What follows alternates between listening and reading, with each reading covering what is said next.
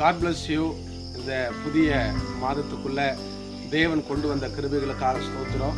November மாதம் நமக்கு ஒரு ஆசீர்வாதமான மாதமாய் மாறட்டும். இந்த மாதத்தினுடைய வாக்குத்தத்தமாக மீகா 7:15 இப்படி வாசிக்கிறோம். நீ எகிப்து தேசத்திலிருந்து புறப்பட்ட நாளில் நடந்தது போலவே உன்னை அதிசயங்களை காண பண்ணுவேன் என்று நமக்கு இந்த மாதத்தினுடைய வாக்குத்தத்தமாய் தேவன் கொடுத்திருக்கிறார்.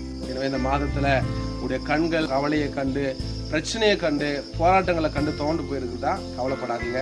இந்த மாதம் தேவன் நமக்கு ஆச்சரியமான அதிசயமான காரியங்களை உங்க கண்களை காணும்படியாக தேவன் செய்வார். நமக்கு தேவையானதுலாம் அந்த விசுவாச கண்களை வைத்துக் கொள்ளணும். தேவன் நிச்சயமாக என்னுடைய வாழ்க்கையில அதிசயத்தை செய்வார், அது என்னுடைய கண்கள் காணும் என்ற அந்த கண்ணோடு கூட நம்ம தேவன் தந்த விசுவாசத்தை ஆட் பண்ணும்போது உண்மையாகவே இந்த மாதத்துல நாம் கிரகிக்க முடியாத அதிசயங்களை தேவன் நம்முடைய வாழ்க்கையில இயேசு செய்ய